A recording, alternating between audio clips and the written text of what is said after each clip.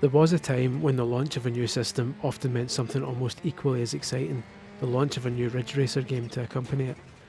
The PS1, PS2, PS3, PSP, PS Vita, Xbox 360 and Nintendo 3DS were all blessed with a Ridge Racer game in the launch lineup, and they were always a safe bet because you knew you were going to get two things: a shitload of arcade racing greatness and something visually impressive that would make your new console dance on day one.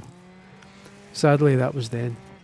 We haven't had a proper Ridge Racer in over a decade, and if you're talking proper numbered entries, the last one was nearly 15 years ago. The days of buying a new console and a new Ridge Racer along with it are gone, but do you know why I'm not so bothered about that with this new generation?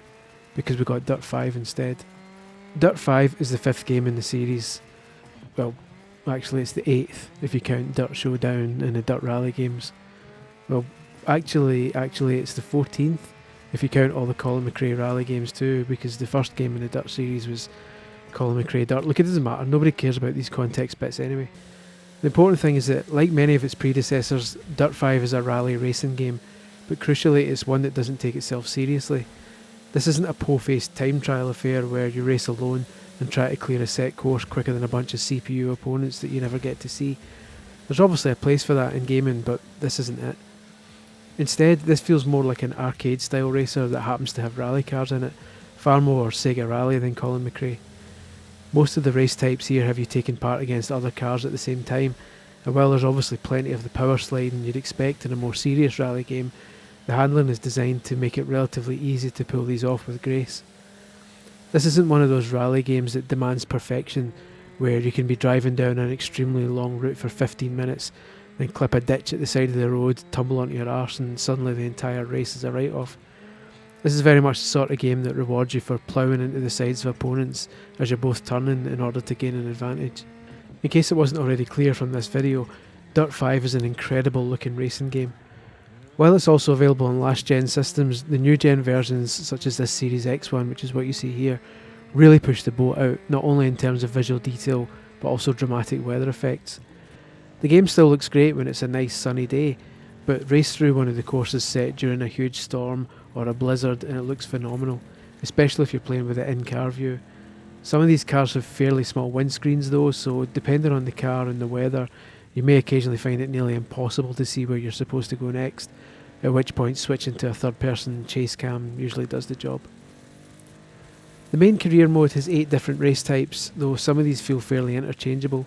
Ultracross, Rally Raid, Stampede and Land Rush, for example, are all straightforward races against multiple opponents with some sort of variation.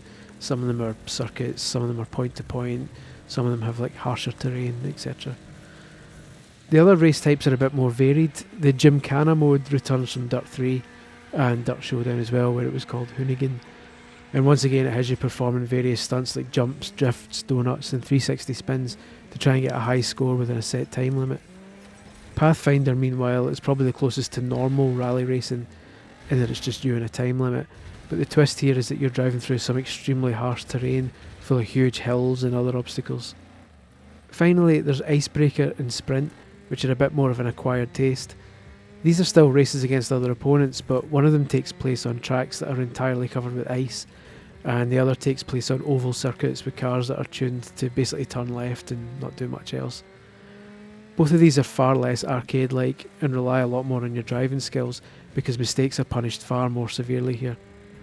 The sprint races may be particularly annoying for some people because just getting your car to turn without it sliding wildly to the left is an exercise in patience and throttle control. The general gist of career is that you take on a variety of these races, earning medals which are then used to unlock the next races. Each path gives you a choice of races, so if you really can't stand racing on the ice and aren't fussed about clearing the game 100%, you should usually be able to just skip them and choose the alternative option instead. Obviously though, if you're a completionist then you're going to have to learn to master every discipline. There's also a story running through career which plays out over audio, often in the form of podcasts, with your mentor AJ, voiced by Troy Baker, and his rival Bruno, voiced by Nolan North, getting involved in this big conflict. There he is. This is the guy, the big talker over here. Am I really that scary to you, Bruno? No, you're not scary at all, man. Shouldn't you be out teaching go-karts or something? I could teach you a thing or two if you like. Could you? Yeah, more than happy to. Alright, whatever. This didn't really do anything for me.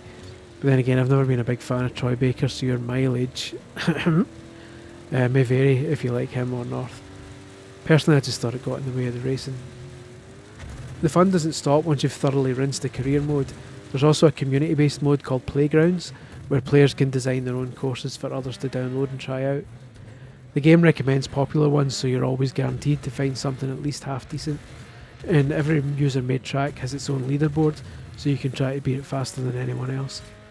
I don't have a creative bone in my body, so I wasn't bothered about Playgrounds when I first heard about it, but I've spent a ridiculous amount of time in this mode just randomly making my way through a bunch of circuits that other people have made. All of this combines for a game that I was expecting to enjoy like I usually do with the series, but not quite to this degree.